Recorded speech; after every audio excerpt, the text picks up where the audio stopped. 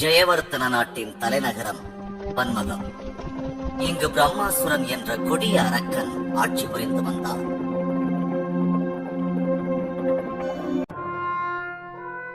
திருப்பார்கடலை கடைந்து அமிர்தம் எடுத்த போது மகாவிஷ்ணு மோகினி அவதாரம் கொண்டு அசுரகுலத்தை அழித்து தேவர்களை காப்பாற்றி வருகின்றார். இதை கேள்விப்பட்டு திடுக்கிட்டான் பிரம்மாசுரன்.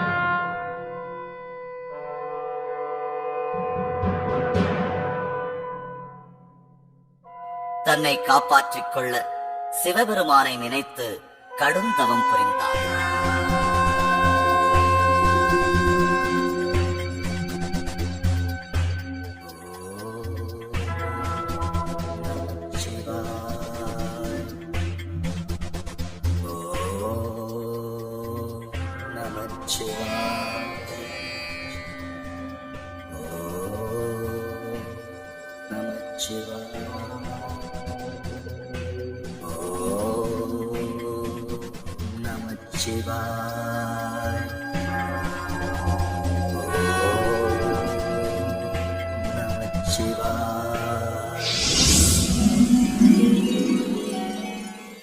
பிரம்மாசுரனே, உன் தவத்தைக் கண்டு நான் பெருமகிழ்ச்சி அடைந்தேன்.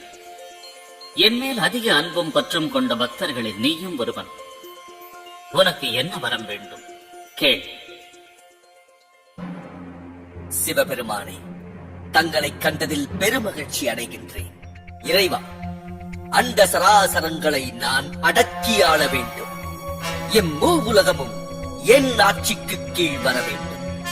இது எனக்கு நடக்க வேண்டும் என்றால் நான் கேட்கும் வரத்தை தாங்கள் எனக்கு அளிக்க வேண்டும். அப்படியே ஆகட்டும். கேள். கைலாயபதியே, யார் தலை மீது நான் கை வைத்தாலும் அவர்கள் அப்படியே சாம்பலாகிவிட வேண்டும். இந்த வரத்தை தாங்கள் இந்த அடியேனுக்கு தந்தருள வேண்டும். அப்படியே ஆகட்டும்.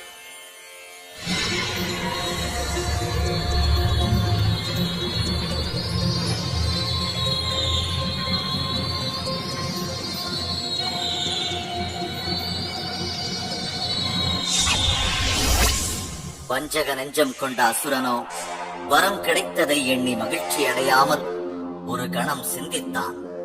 தான் பெற்ற வரத்தை சோதித்து பார்க்க எண்ணினான். கல் நெஞ்ச அசுரனின் கணநேர சிந்தனையை புரிந்து கொண்ட பகவானோ முதலில் தன்னை காப்பாற்றிக் கொள்ள முடிவெடுத்தான்.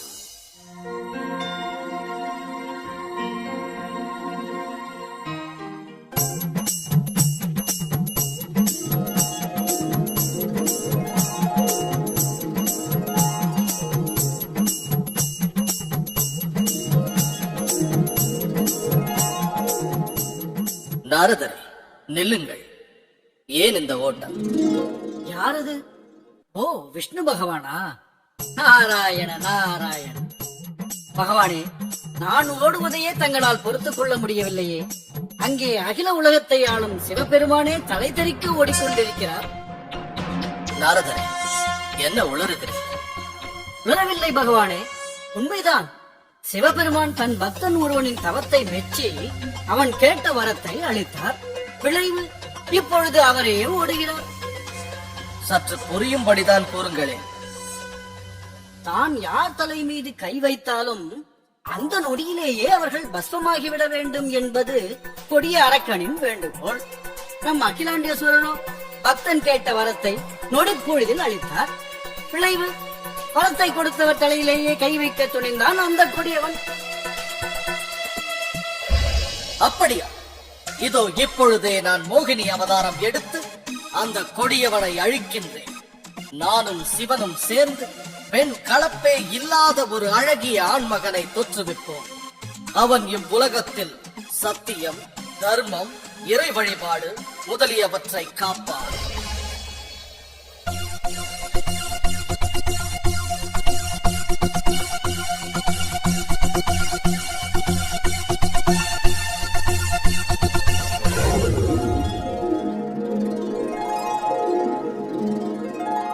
நாராயண நாராயண.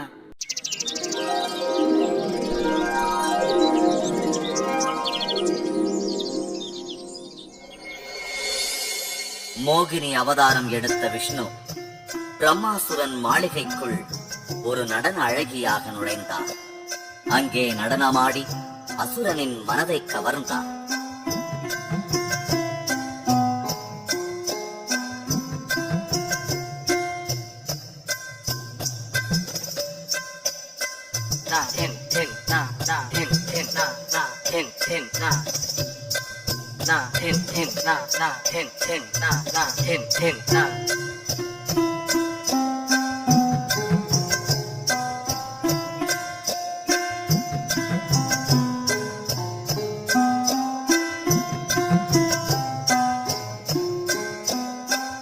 அழகு தேவதையே, மனித மாமிசங்களையே ரசிக்கத் தெரிந்த எனக்கு கொடியடையால் உன்னையும் ரசிக்கும் ரசனை தந்தாயே. யார் நீ? மன்னா, நான் தேவலோகத்திலிருந்து வந்துள்ளேன். தங்களின் வீர வீர செயல்களை கேட்டு உங்களை மகிழ வைக்கவே வந்தேன். ஆஹா, மட்டற்ற மகிழ்ச்சி. நீ மட்டும் சம்மதித்தால் அகில உலகையே ஆளப்போகும் இந்த அரசனுக்கு மனைவியாகலாம். மன்னா, அண்ட சராசரங்களை ஆளும் கடவுள்களையே அழிக்கும் வரம் பெற்ற தங்களை மணக்க யாருக்குத்தான் ஆசை இருக்காது? ஆனால் எனக்கென்று ஒரு லட்சியம் உள்ளது. லட்சியம்? அதை அலட்சியப்படுத்துபவன் அல்ல இந்த பிரம்மாசுரன். எங்கே கூறு பார்க்கலாம். என்னுடன் போட்டியிட்டு நடனமாடி வெற்றி பெறும் ஆண்மகனையே கணவனாக அடைய வேண்டும் என்பதே அது. சற்று கடினமான ஒன்றுதான். இருந்தாலும் ஆடி பார்ப்போம்.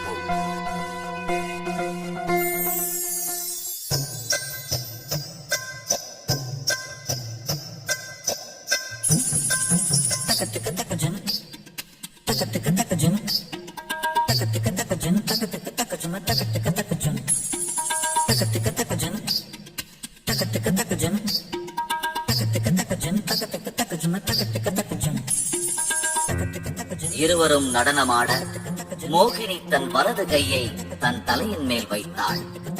அவள் அழகில் மயங்கி மதியிழந்த பத்மாசுரன் தன் தலையில் அவனது வலது கையை வைத்தான். முடிவில் அவன் பெற்ற வரத்தால் அவனே அழிந்து போனான்.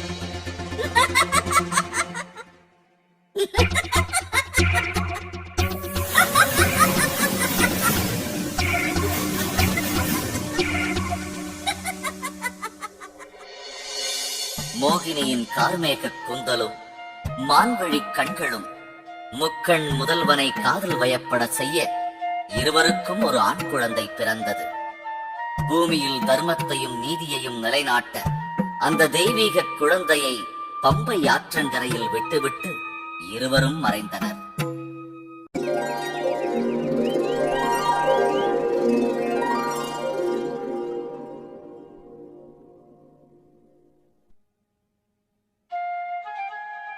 இறைவா, இந்த நாட்டு மக்களும் நாடும் வளம் பெற தாங்கள் என்னுடன் துணையாக இருக்க வேண்டும். எனது நீண்ட நாள் துயரம் தீர தாங்கள்தான் எனக்கு அருள் புரிய வேண்டும். எனக்கு பின் என் நாட்டை ஆள ஒரு வாரிசு உருவாக்கித் தர வேண்டும். மன்னர் ராஜசேகரன் வேட்டையாட கிளம்பினார்.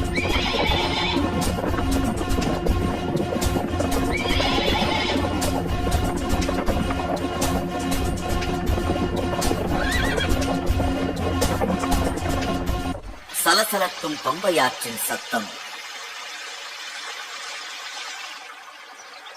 குளிர்ந்த காற்றை பூமியெங்கும் தவழவிட்டு வானத்தை தொட்டு நிற்கும் மரங்கள், செவ்வானம் சிவக்க துள்ளி எழுந்தான் சூரியன்.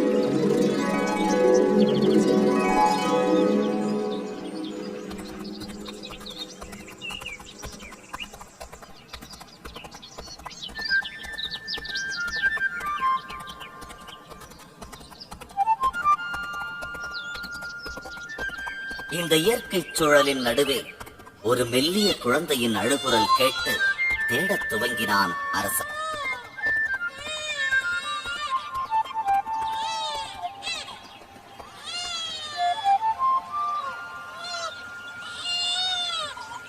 என்ன இது? கொடிய மிருகங்கள் உலவும் இக்காட்டில் பச்சிளங்குழந்தையா?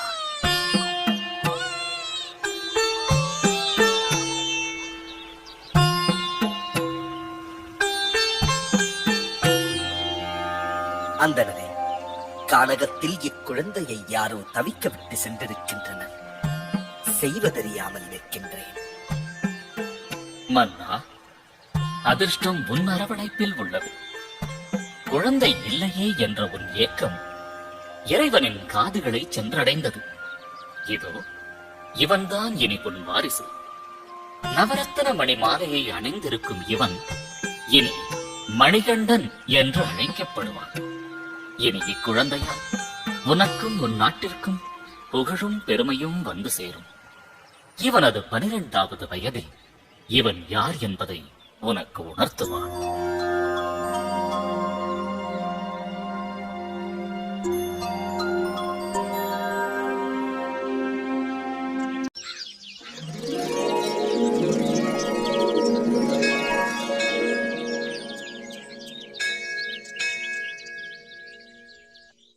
மணிகண்டன் குருகுலத்தில் வேத சாஸ்திரம் மற்றும் புராணங்களை கற்றுத் தேர்ந்தார். வில்வித்தை,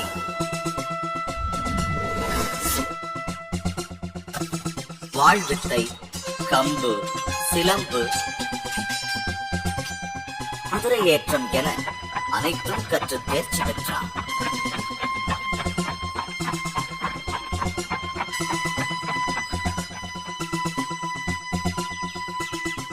மணிகண்டா, உன்னை போன்ற மாணவன் எனக்கு கிடைத்ததில் நான் பெருமை அடைகின்றேன். உன்னை போல புத்தி கூர்மையும் வீரமும் கொண்ட ஒரு அரசகுமாரனை நான் இதுவரை கண்டதில்லை. பகவானின் சக்தி சுரூபமாகத்தான் நீ இருக்க வேண்டும். சிவனின் சாந்தமும் விஷ்ணுவின் ராஜகுணமும் உன்னிடம் ஒருங்கே அமைந்துள்ளது. உன்னை காணும் போது என் கண்களுக்கு நீ ஹரிஹர சுரூபமாகத்தான் தெரிகின்றாய். குருவே, எனக்கு கல்வி ஞானமும் வீரமும் கற்பித்தவர் தாங்கள். தங்களின் மாணவன் என்பதில் நான் தான் மட்டற்ற மகிழ்ச்சி அடைகின்றேன். தங்களுக்கு குரு தட்சணை தர நான் விருப்பப்படுகின்றேன். மணிகண்டா, நீ குரு தட்சணை தர வேண்டும் என்றால் எனக்கு இந்த வேண்டுகோளை நிறைவேற்றிக் கொடு. நீண்ட காலமாக வாய்ப்பேச முடியாமலும் செவிடாகவும் உள்ள என் மகனை குணப்படுத்து.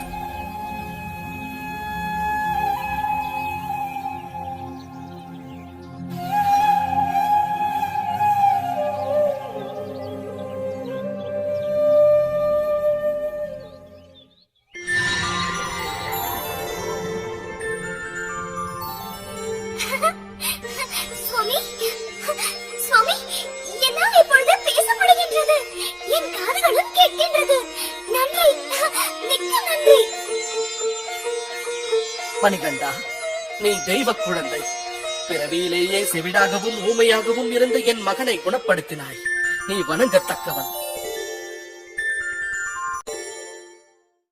நாட்கள் ஓடின, வருடங்கள் கடந்தன. மணிகண்டனின் வளர்ச்சியைப் போல் பங்களமும் செல்வத்தோடும் செழிப்போடும் வளர்ந்து வந்தது. மன்னர் அந்தணர் கூறியதை எண்ணி தன் மகனை பார்த்து பிரமிப்பும் பெருமையும் அடைந்தார்.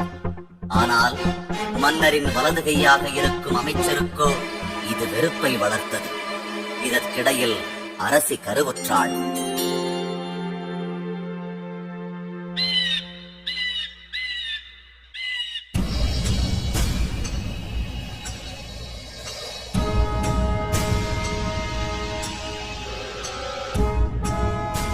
அமைச்சரே, என்னை அழைத்ததின் காரணம் தெரிந்து கொள்ளலாமா? காரணம் காரியம் இல்லாமல் நான் எதையும் செய்ய மாட்டேன் என்பது தங்களுக்கு தெரியாதா? நன்றாக தெரியுமே. ஆக அரண்மனையில் என்னை வைத்து ஒரு நாடகம் நடத்தப் போகிறீர் என்பது மட்டும் புரிகின்றது. புத்திசாலி வைத்தியர். வைத்தியராக இருக்க வேண்டியவன் அல்ல நீ. இந்த நாட்டின் தளபதியாக இருக்க வேண்டியவன். அமைச்சர் போடும் புதிரை பார்த்தால் ஏதோ பெரிய சதி இருப்பது தெரிகின்றது. வைத்தியரே, நன்றாக கேளுங்கள். நீங்கள், நான், அரசி மூவரும் சேர்ந்து இந்த மணிகண்டனுக்கு முடிவு கட்ட வேண்டும். நன்றாகத்தான் இருக்கின்றது. ஆனால் நீங்கள் நான் சரி, அது எப்படி அரசி? அவர்கள் மணிகண்டன் மீது அலாதி பிரியம் கொண்டவராயிற்றே. முட்டாள் வைத்தியர், அதனால்தான் நீ வைத்தியன், நான் அமைச்சர். சற்று முன்தான் தளபதி என்று, ஆனால் இப்போது அரசியோ கருவுற்றிருக்கின்றாள். இப்பொழுது அவளிடம் சென்று அரசர் மணிகண்டனுக்கு முடிசூட்டினால் நீங்களும் உங்கள் சொந்த மகனும் நாளை நடுத்தருவில் தான் என்றால் ராமாயணத்தில் கூனிப்பிடியில் இருந்த கைகேயி மாதிரி அல்லவா மாறிவிடுவாள். ஆ,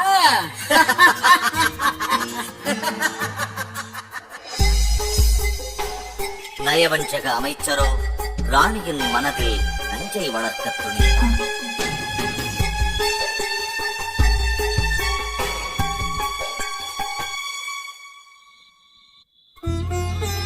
வஞ்சகர்களின் நாடகம் அறியாத மன்னர் தன் மனைவி கடுமையான வயிற்று வலியில் அவதிப்படுகிறாள், அவளை காப்பாற்ற என்ன செய்வது என்று கலங்கிக் கொண்டிருந்தார்.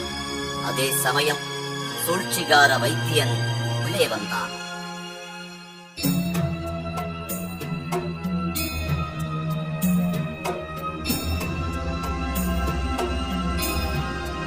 மன்னா, தங்கள் மனைவிக்கு வந்திருப்பது சாதாரண வயிற்று வலி அல்ல. இவ்வுலகத்தில் உள்ள எந்த மருந்துக்கும் கட்டுக்கடங்காத நோய் இது. வைத்தியரே, ஏதாவது செய்யுங்கள். இவ்வுலகத்தில் உள்ள அத்தனை வைத்தியர்களை வேண்டுமானாலும் துணைக்கு அழைத்துக் கொள்ளுங்கள். மன்னிக்க வேண்டும் மன்னா, ஒரு வீரனால் மட்டுமே இந்த நோய்க்கு மருந்து கொண்டு வர முடியும். புலிப்பால்.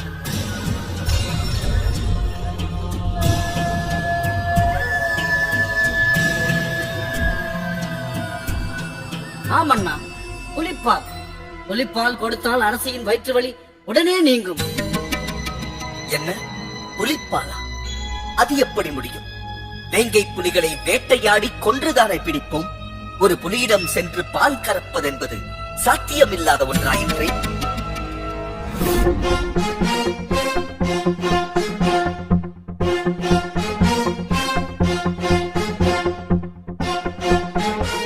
தந்தையே, கலங்க வேண்டாம்.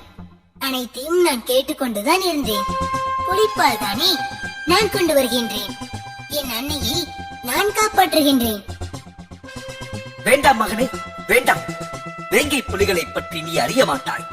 10 நபர்களை ஒரே நொடியில் கொல்லும் சக்தி வாய்ந்தவை அவை. நீயோ ஏதும் அறியாத சிறு பிள்ளை. தந்தையே, கவலை வேண்டாம். உங்கள் மகனின் வீரத்தை பற்றி தாங்கள் அவ்வளவுதான் தெரிந்து வைத்துள்ளீரா? அனுமதி வழங்குங்கள். புலிப்பாலுடன் வந்து நான் தங்களை சந்திக்கின்றேன். மன்னர் கலக்கத்துடன் வாழ்த்தி வழி அனுப்ப மணிகண்டன் வேட்டைக்கு கிளம்பினான்.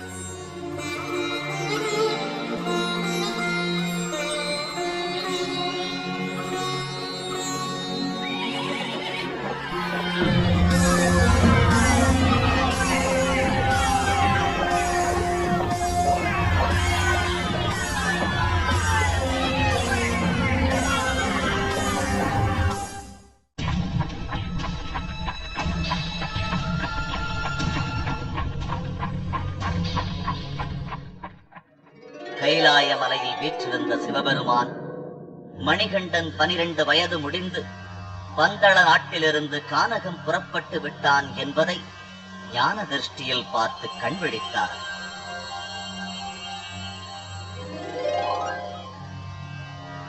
நந்தி தேவரே, மணிகண்டன் தன் அன்னையின் துயர் தீர்க்க கானகம் நோக்கி பயணம் மேற்கொண்டுள்ளான். மகிஷமுகியை சம்ஹாரம் செய்யும் நேரம் வந்துவிட்டது. மகிஷமுகிக்கு பயந்து ஓடி ஒளிந்திருக்கும் தேவர்களை எல்லாம் அழைத்து வாருங்கள்.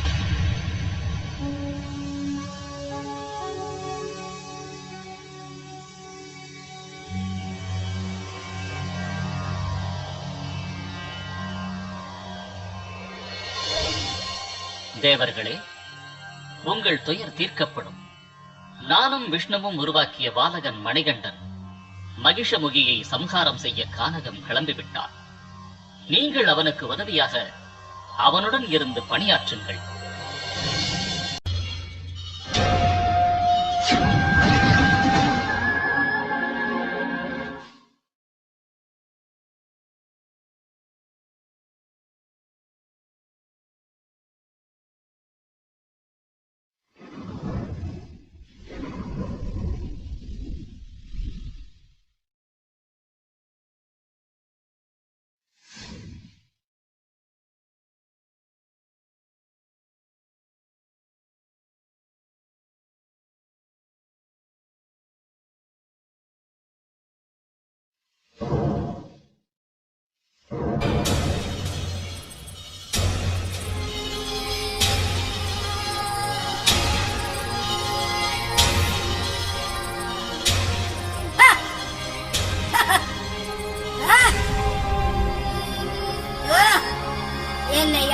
ஒரு பொடியன் வருகின்றானா?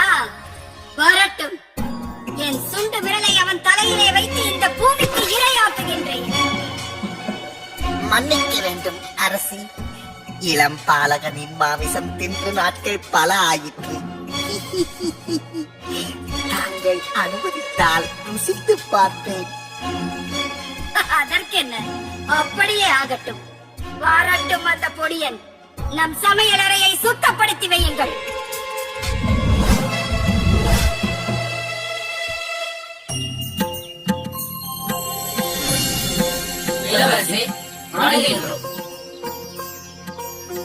ஓ, தேவர்களா? அனைவரும் ஒன்றாக சேர்ந்து என்னை காண வந்ததன் நோக்கம்? மகிஷமுகி சாதாரண பெண்ணல்ல, கொடிய அரக்கி. அதனால் தங்களுக்கு துணை நிற்கவே நாங்கள் வந்துள்ளோம். மன்னிக்க வேண்டும். மகிஷமுகியை சம்ஹாரம் செய்யவே சிவனும் விஷ்ணுவும் என்னை படைத்துள்ளார்கள். அவளை நான் பார்த்துக் கொள்கிறேன். அது பெரும் ஓசை. மகிஷபகிதான் வருகின்றான். மிருகங்கள் பயந்து ஓடும் ஓசை.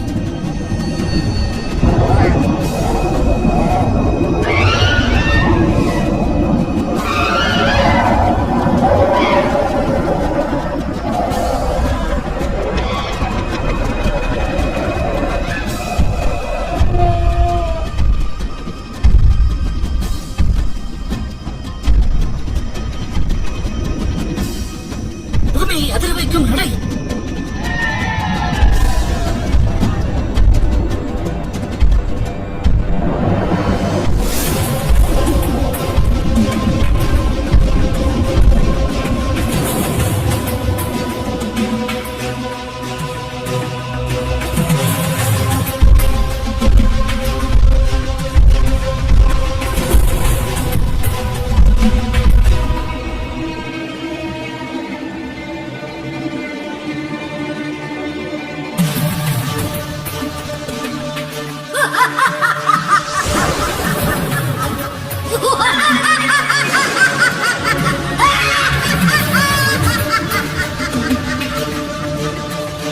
நீதான் அசுரபுரத்தை அழிக்க வந்த சிறுவனா?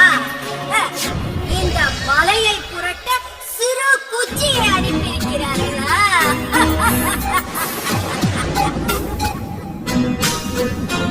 உன் நாணமும் அழியும் நேரம் வந்துவிட்டது. என்ன? என்னிடமே வீரம் பேசுகின்றாயா? இதோ நொடி பொழுதில் உன்னை தும்சம் செய்கின்றேன்.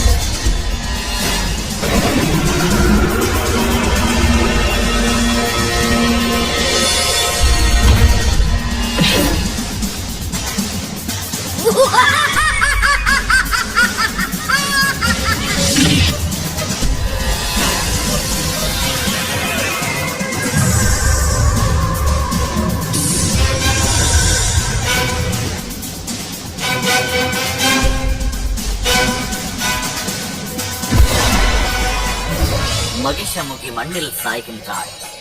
மணிகண்டன் ஆவேசம் தணியாமல் சிவந்த கண்களுடன் அரக்கியின் மார்பு மீது நின்று தேவர்களுக்கு காட்சி தருகின்றார். தேவர்கள் பூமழை பொழிகின்றனர்.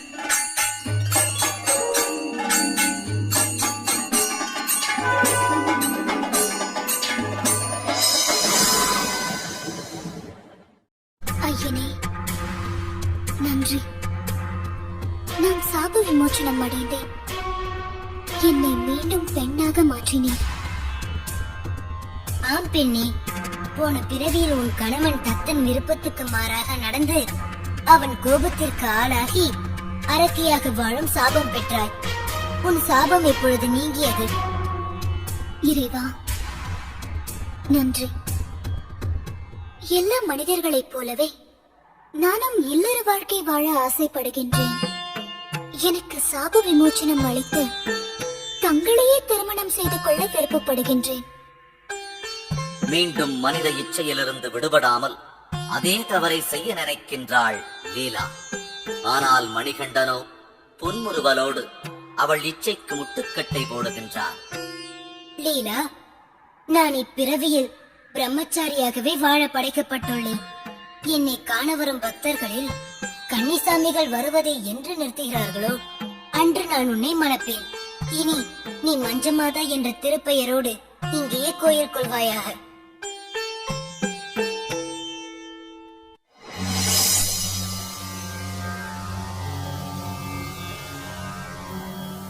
தந்தையே, தங்களின் கட்டளைப்படியே மகிஷமுகியை நான் சம்ஹாரம் செய்து விட்டேன். இப்பொழுது தேவர்களும் முனிவர்களும் அவளை பற்றி பயமின்றி அமைதியாக இருப்பார்கள். இனி இம்மண்ணுலகில் நான் செய்து முடிக்க வேண்டிய வேறு கடமைகள் என்ன? மணிகண்டா, பந்தள மன்னர் ராஜசேகரன் சிறந்த சிவபக்தர்.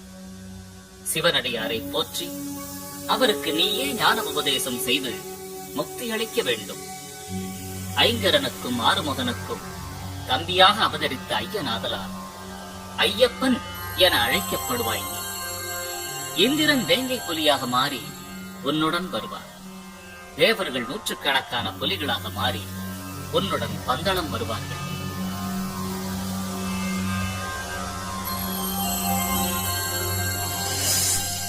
காட்டிலிருந்து பந்தளம் நோக்கி புறப்பட்டான் மணிகண்டன்.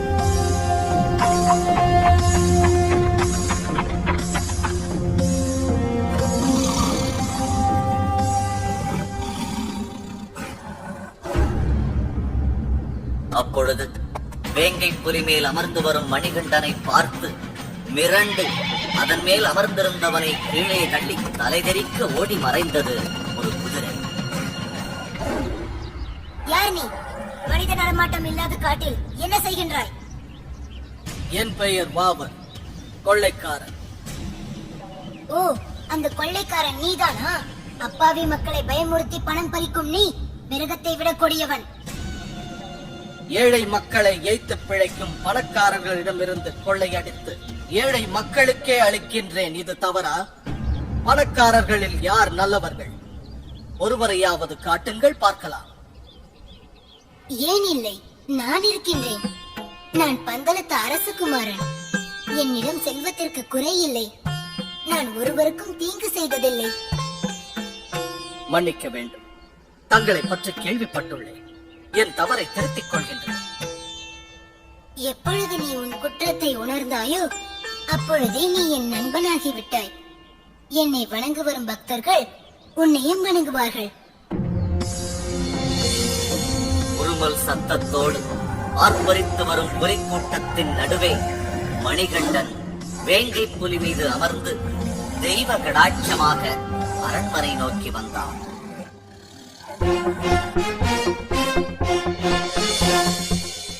வரவேண்டும், வரவேண்டும்.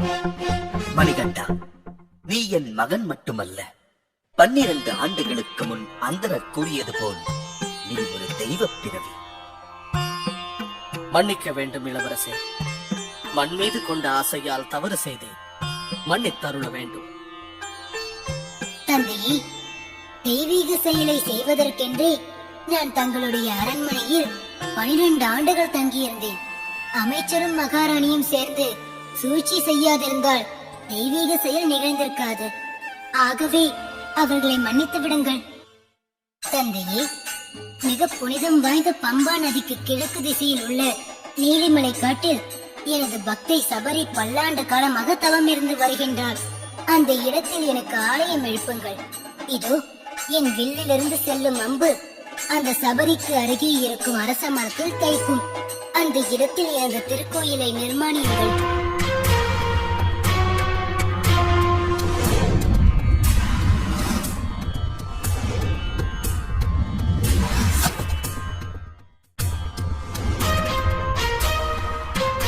ஹரிஹர புத்திரன் கடவுளாக காட்சியளிக்க மன்னரும் மக்களும் ஐயப்பன் புகழ் பாடி வணங்கினர்.